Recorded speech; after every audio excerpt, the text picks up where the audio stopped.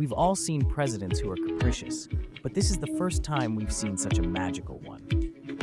President Trump has made 3 cuts in a row in the last 24 hours. The first one to Harvard, the second one to Apple, and the third one to the European Union. This isn't the President of the United States, it's the current generation of the Exterminator.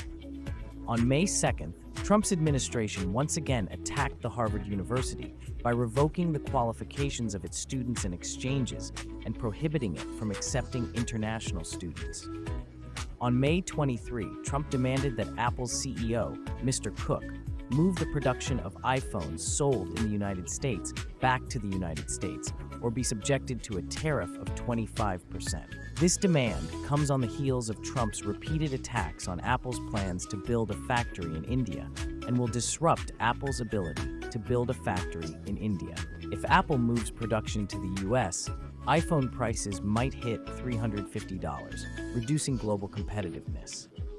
On May 23, Trump announced 50% tariffs on the EU starting June 1, citing trade barriers and currency manipulation, causing stock market drops in Europe and the US. These actions have turned Harvard's freedoms into political tools, weaponized Apple's supply chain, and strained transatlantic relations. Trump's view is that contracts and alliances just boost competitiveness,